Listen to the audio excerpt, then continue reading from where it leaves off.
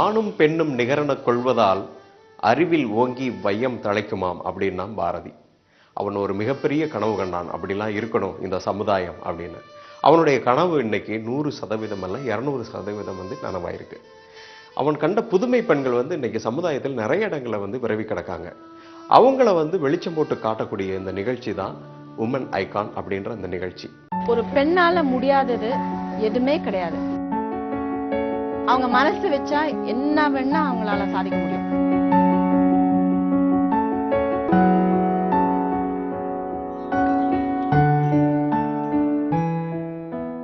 நான் வந்து dean foundation ஆரம்பிச்சது in 1998.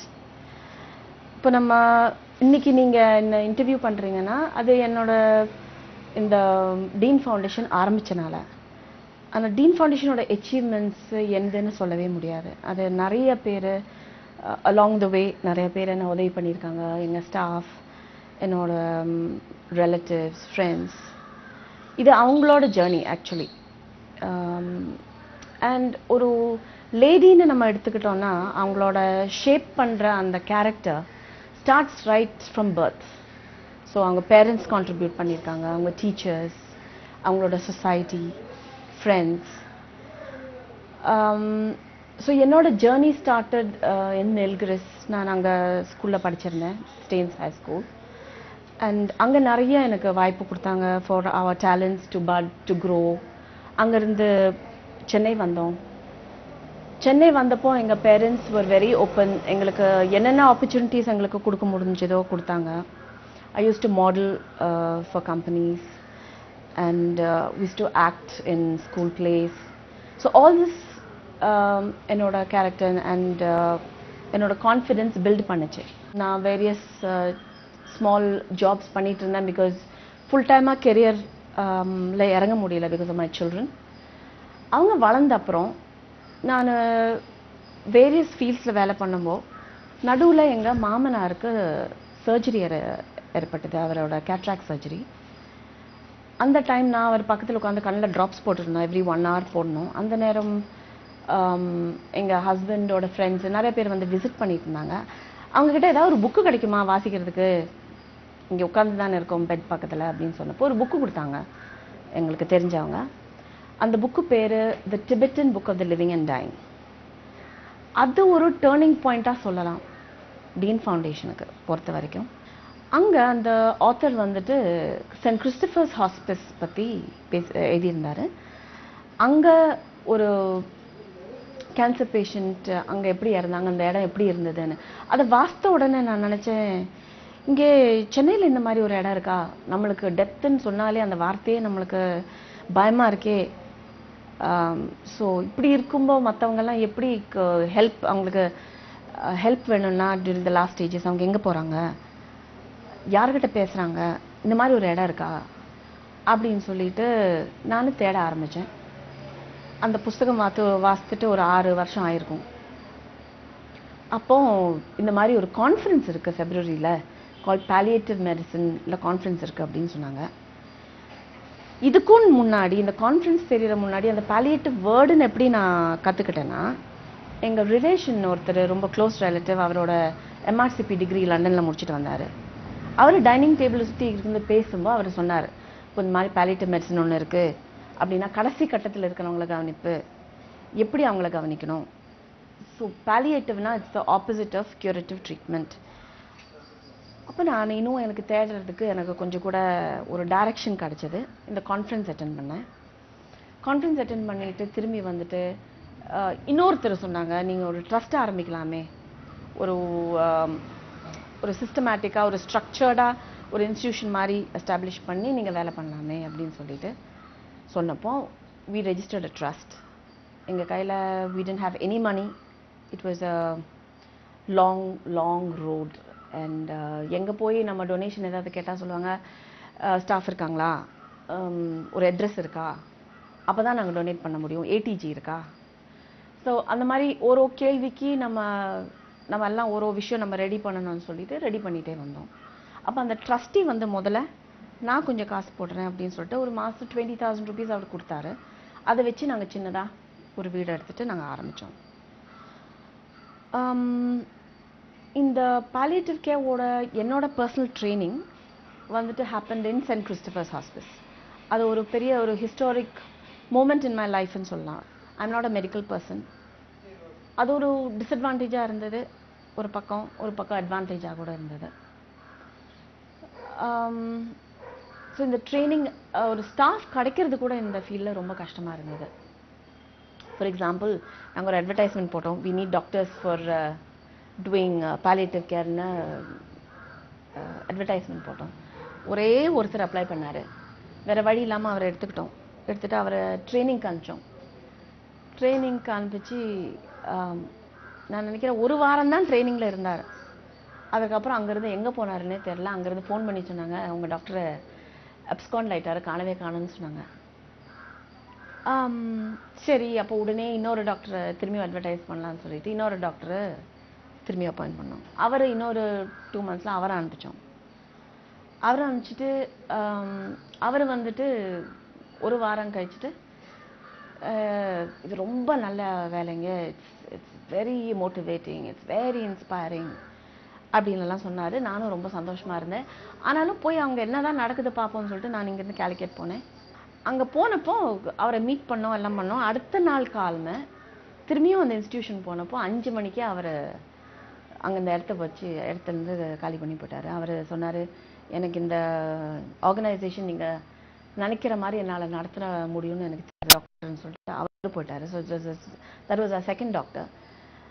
Then a third doctor be appointed. அவரும் he lasted for exactly 10 days.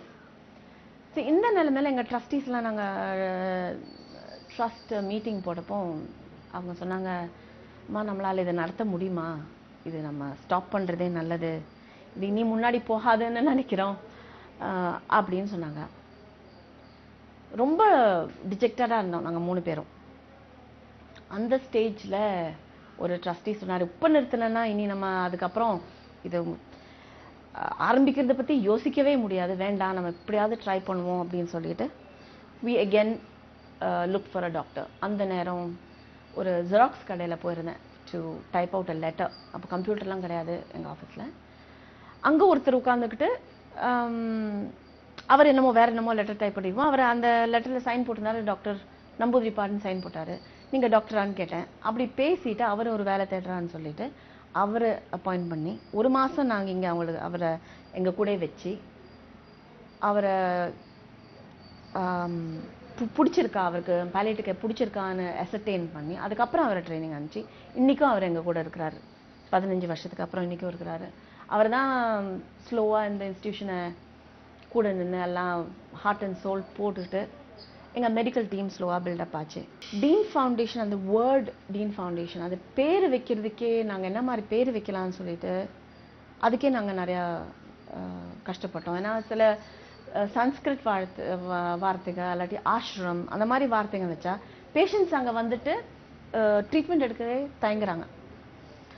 அவங்க குழந்தைங்க அவங்களோட சன்ஸ் அண்ட் டாட்டர்ஸ் கிட்ட என்ன ஒரு ஆசிரமத்தில் கொண்டு போய் ட்ரீட்மெண்ட் கொடுக்குற அந்த மாதிரிலாம் கேட்கறதுக்கெல்லாம் ஆரம்பிக்கிறாங்க.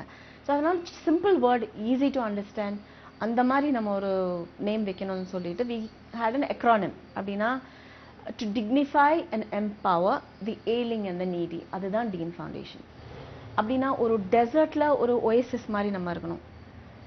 இங்கே வரவங்களுக்கு அன்கண்டிஷனல் லவ் கொடுக்கணும். அவங்களுக்கு என்ன வேணால் பேசலாம், அழலாம், அவங்களோட கதைகள் கேட்குறதுக்கு நம்ம இங்கே இருக்கணும், ஃபுல் அட்டென்ஷன் கொடுக்கணும். அந்த மாதிரி ஒரு இடமா ஃபஸ்ட்டு நம்ம இருக்கணும். அதுக்கப்புறம் ஒரு ட்ரீட்மெண்ட் சென்டராக நம்ம இங்கே வைக்கணும் அப்படின்னு நினச்சிட்டு we kept that name. இப்போ palliative care அப்படின்னு எடுத்திங்கன்னா it should begin at the time of diagnosis of a serious illness, of a life limiting condition. at the time of diagnosis வந்தால் அவங்களோட treating doctor or treating physician or specialist அவங்க கூட நாங்களும் help பண்ணி அந்த பேஷண்ட்டை கூட எடுத்துகிட்டு போய் எந்த டைம் அந்த மாதிரி டைம் வந்ததுன்னா இல்லை இனி palliative care மட்டும்தான் பண்ண முடியும் அப்படின்னு சொல்லும்போது அந்த transition from curative treatment to palliative treatment will be very easy. அந்த border will be very என்ன சொல்கிறது, அந்த டைலமாவே வராது. ஓ நம்ம curativலேருந்து palliative போகிறோமா அப்படின்னு இருக்கிற அந்த கொஸ்டினே வராது. and it will be easy. அவங்க quality of life will also be easy. to take them to the whatever stage that we are helping them with. So palliative care treatment is supportive treatment for any illness. சில பேர் நினைக்கிறாங்க it's only for cancer அப்படின்னு. அப்படி கிடையாது. Any illness. நாங்கள் வந்து geriatric conditions கூட பார்க்குறோம். Those above the age of 60 அவங்களுக்கு நிறையா மார்பிட் கண்டிஷன்ஸ் ஏற்படலாம், அங்கே பீழலாம், ஃப்ராக்சர்ஸ் ஏற்படலாம். அந்த ஃப்ராக்சர்ஸை சர்ஜரியால் கரெக்ட் பண்ண முடியாத ஃப்ராக்சர்ஸாக இருக்கலாம். பெட்ரிடனாக இருக்கும்போது அவங்களுக்கு எப்படி கவனிக்கிறது, அந்த ஃப்ராக்சர் எப்படி அவங்கள பாதுகாத்து அவங்கள நல்லபடியாக வச்சிருக்கிறது. Then other illnesses like Alzheimer's, Parkinson's, அந்த வகையில் இருக்கிற பாதிப்புகள். ஸோ இந்த மாதிரி எல்லாம் நாங்கள் பேஷண்ட்ஸ் கூட, நாங்கள் ஃபேமிலிஸ் கூட இருக்கிறோம். So palliative care or hospice care is for the family and for the patient, not just for the patient. This is what palliative care is all about, and this is what நாங்கள் dean ஃபவுண்டேஷனில் பண்ண முயற்சி பண்ணுறோம். இன்றைக்கி எங்களுக்கு 4 centre இருக்குது. ஒரு the government is helping in a very big way இந்த palliative care முன்னாடி எடுத்துகிட்டு போகிறதுக்கு. ஸோ அது எங்களுக்கு ரொம்ப எங்கள் பேஷண்ட்ஸ்க்கெல்லாம் ரொம்ப ரொம்ப ரிலீஃபாக இருக்குது. முன்னே எடுத்துக்கிட்டிங்கன்னா நாங்கள் இதை first ஆரம்பித்தப்போ way back in 1998 government did not understand the enormity of palliative care என்ன, அதுக்கு எவ்வளோ நம்ம கொடுக்க வேண்டியது இருக்குது இங்கே கவர்மெண்ட் ஹாஸ்பிட்டல்ஸ்லன்னு அவ்வளோ இம்பார்ட்டன்ஸ் அவங்க கொடுக்கல. நாங்கள் இதை ஆரம்பித்தப்போ மார்ஃபின் டேப்லெட்ஸ் கிடைக்க கூட ரொம்ப கஷ்டமாக இருந்தது. There was this organization in US called the Pain and Policy Department in Wisconsin. அவங்க வந்துட்டு இந்தியாவில் largest manufacturer of morphine, one of the third largest countries who are producing morphine ன்னு சொன்னாங்க. So why don't Indians get morphine அப்படின்ட்டு they came and spoke to the central government and they said that morphine should be easily available at least for clinical treatment. பழைய காலத்தில் முன்னே it was easily available, but because of a lot of abuse, misuse, they started tightening up the availability of morphine even for clinical availability. So இவங்க வந்து central கவர்மெண்ட்டில் பேசி the Indian association of palliative care ஒரு committee form பண்ணி each ஸ்டேட்டுக்கு யாராவது champions முன்னாடி வந்தால் அவங்கள வச்சுட்டு அந்த ஸ்டேட்டோட லாஸ் நம்ம எமெண்ட் பண்ணலாம், because it's a state issue அப்படின்னு சொல்லியிருந்தாங்க. ஸோ டீன் ஃபவுண்டேஷன் நாங்கள் முன்னாடி வந்து நாங்கள் பண்ணுறோம் அப்படின்னு சொல்லிட்டு வி வர் வெரி லக்கி. எங்கள் வாலண்டியர்ஸ் ஒருத்தர், he was an ex-IS officer, Mr. Karthikeyan, he was the chief secretary. அவர் வந்துட்டு he was our ambassador, our champion, along with another volunteer called Mr. CPS Menon. அவங்க ரொம்ப seniors. அவங்க தினம் walking வரும்போது எங்கள் ஆஃபீஸ்க்கு வருவாங்க, உட்காருவாங்க, பேசுவாங்க, பேஷண்ட்ஸ் கூட பேசுவாங்க.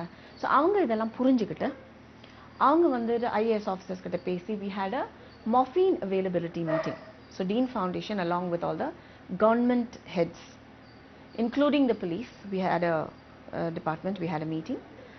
On the meeting they decided that we have to amend the narcotic rules, and Tamil Nadu within 6 months, way back in 2000, within 6 months of that meeting and the narcotic rules amend pannanga.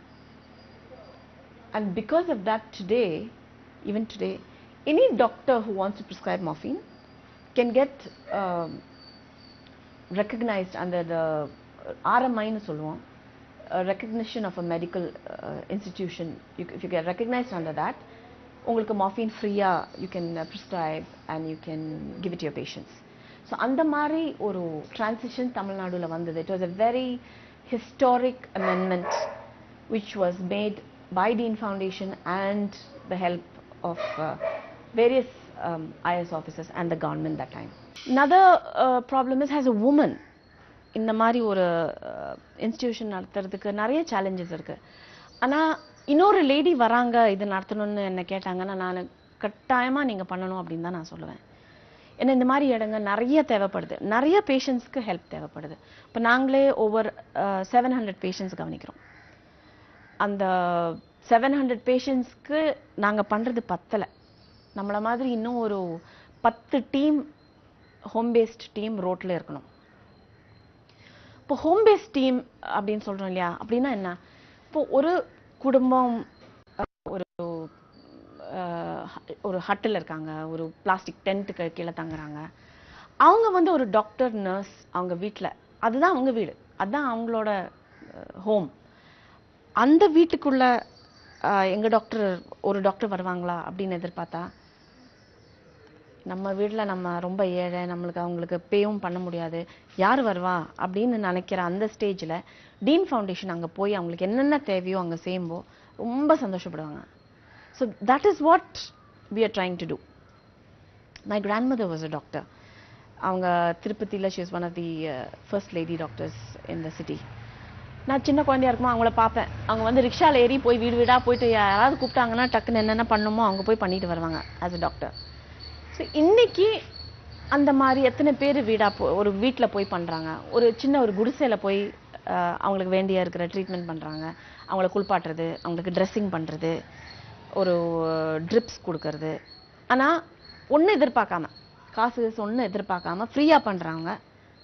எத்தனை பேர் நம்ம இங்கே இருக்கிறோம்? So dean foundation மாதிரி நிறைய institutions, if ladies come forward to do, அவங்களுக்கு எல்லாமே நம்ம கற்றுக் கொடுக்க சொல்ல ரெடியாக இருக்கணும். இன்னொரு விஷயம் என்னன்னா, கெட்டிங் ட்ரெயின்ட் ஸ்டாஃப். அது ஒரு டெரிபிளி டிமாரலைசிங் இஷ்யூங்க. நம்ம அட்வர்டைஸ் பண்ணாலும் doctors and nurses won't come. So who's out there, இதை நீங்கள் கேட்குறவங்க யார் இருக்கீங்களோ, who want to do such service, please come forward and register with us.